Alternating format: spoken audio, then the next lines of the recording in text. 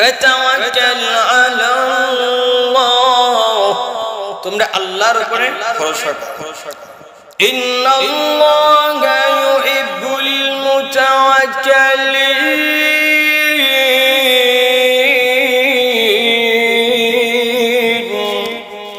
নিশ্চয় আল্লাহ বলেন যে মানুষগুলো আমি আল্লাহর উপরে ভরসা করবে আমি আল্লাহ তাদেরকে ভালোবাসি।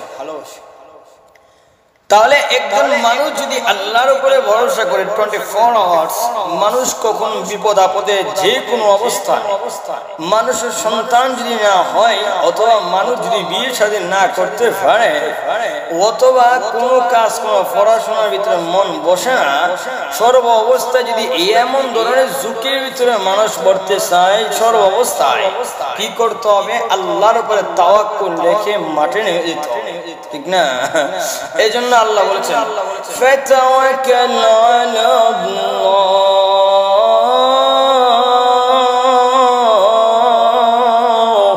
তোমরা আল্লাহর উপরে ভরসা করো। তাহলে আজকে আমরা যে বিষয়টা নিয়ে আলোচনা করব সেটা হচ্ছে আখলাকে হামিদার যে গুণাবলী রয়েছে, এই বিষয় নিয়ে আমরা খুব সংক্ষিপ্ত সময়ে আলোচনা করব। নাম্বার 1, এক নাম্বার হচ্ছে যে মানুষগুলো আখলাকে হামিদা তথা ভালো গুণাবলী, তার অন্যতম একটি গুণাবলী হচ্ছে ধৈর্যশীল হতে হবে।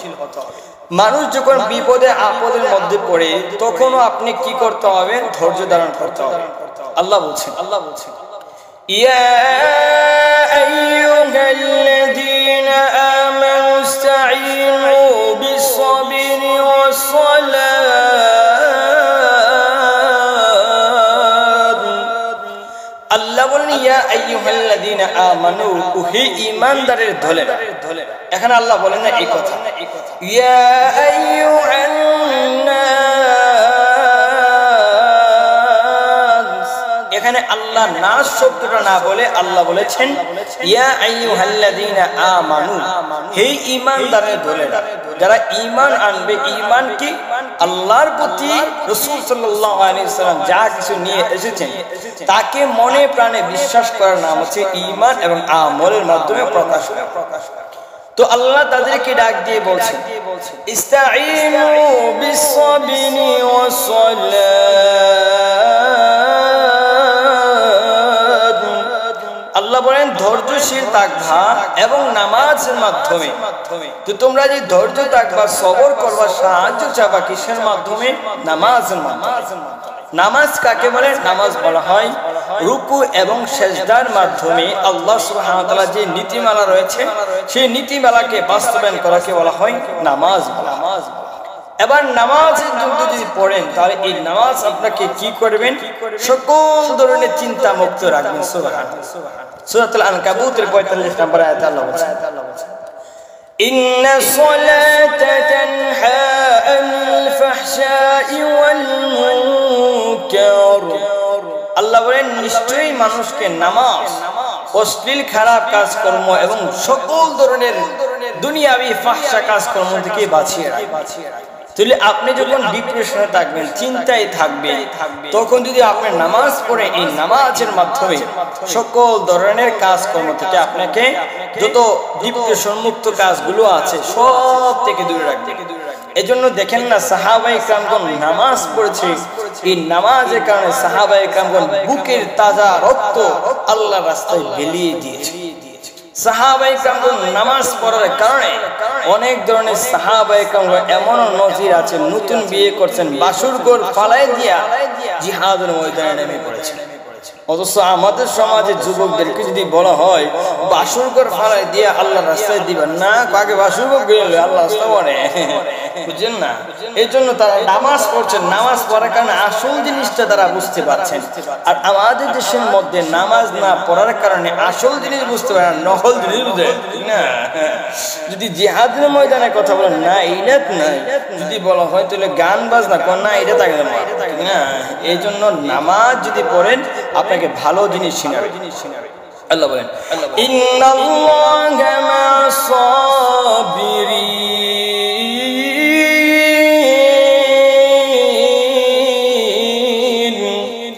আল্লাহ বলেন এই যে তুমি নামাজ পড়লা, ধৈর্য ধারণ করলা, সবর করলা, সাহায্য চাইলা, আমি আল্লাহ বলেন এই যে তুমি যে একটা ফর্মুলা দিলে, এই ফর্মুলাওয়ালা মানুষকে আমি আল্লাহ সুবহানাহু ওয়া তাআলা ভালোবাসি।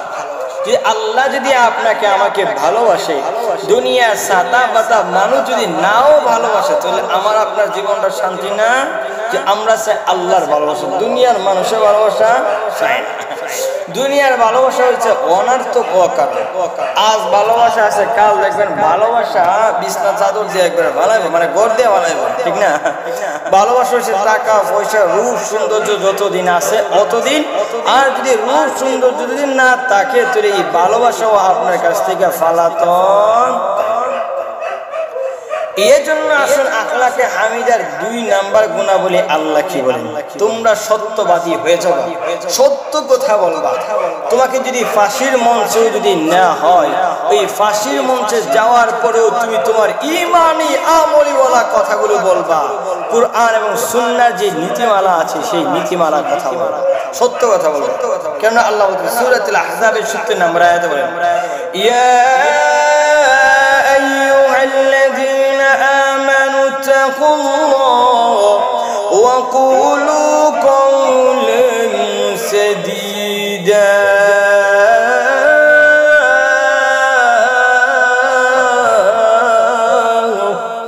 আল্লাহ বলেন ইয়া আইয়ুহাল্লাযীনা আমানু, হে ঈমানদারের ধরে ইত্তাকুল্লাহ, আল্লাহকে ভয় করা।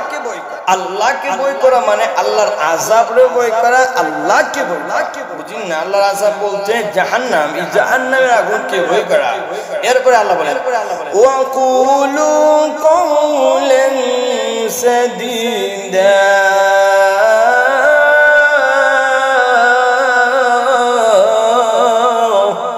আল্লাহ বলেন সত্যি কথা বলবা, আল্লাহরে ভয় করবা। কথা বলার আগে কাকে ভয় করবা? আল্লাহকে ভয় করবা। মানে ঈমানদার যারা, তারা যে কথাটা বলবে, কথাটা বলার আগে আল্লাহকে ভয় করবে। তো ঈমানদার যারা আছে সর্ব অবস্থায় কথাটা বলার আগে কাকে ভয় করবে ভাই? আল্লাহকে ভয় করবে। এরপর আল্লাহ বলেন ওয়া কুলু কওলান সাদীদা, তোমরা সর্ব অবস্থায় সঠিক কথা বলবা। তো ঈমানদার যদি হন তাহলে আমি আর আপনি কোনো মিথ্যা কথা বলতে পারবো না। সর্ব অবস্থায় আমরা কি কথা বলবো ভাই? সত্যি কথা বলবো। 3 নম্বরে আল্লাহ সুবহানাহু ওয়া তাআলা কি বলছেন? আল্লাহ বলেন তোমরা তাকওয়াবান হয়ে যাও। তাকওয়া মানে কি? আল্লাহকে ভয় করা, আল্লাহর আযাবকে ভয় করা, জাহান্নামের আগুনকে ভয় করা। যে জাহান্নামের ইন্ধন হবে মানুষ এবং আল্লাহ বলেন মানুষ এবং জিন জাতি হবে একমাত্র আগুনের ইন্ধন হয়ে যাবে। ও মানুষ, তোমাকে আমি আল্লাহ রাব্বুল আলামিন বলি তোমাদের ইবাদতের জন্য তৈরি করলাম। এই ইবাদতের জন্য কেন? আল্লাহ বলেন أفحسبتم أنما خلقناكم عبثا وأنكم إلينا لا ترجعون।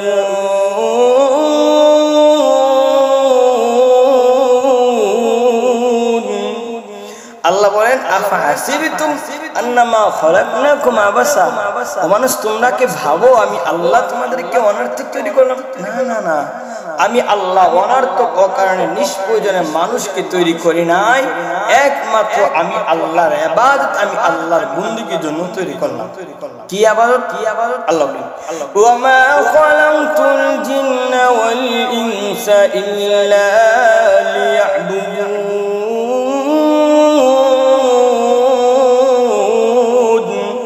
আমি আল্লাহর ইবাদত বন্দেগী করার জন্য তৈরি করলাম। তাহলে বেশি বেশি করে আল্লাহর ইবাদত বন্দেগী করবেন। ইবাদত যে মানুষগুলো করবে তারা তাকওয়াবান হয়ে যাবে, তারা আল্লাহকে ভয় করবে। যারা ইবাদত করবে তারা তাকওয়াবান হয়ে যাবে আর আল্লাহকে ভয় করবে। আল্লাহ বলছেন, আমার কোনো মনে গড়ে কথা নেই। আল্লাহ বলছেন সূরা আল ইমরানের 102 নম্বর আয়াতে আল্লাহ বলেন ইয়া আইয়ুহাল্লাযীনা আমানু তাকুল্লাহা হাক্কা তুকাতিহি ওয়া লা তামুতুন্না ইল্লা ওয়া আনতুম মুসলিমুন।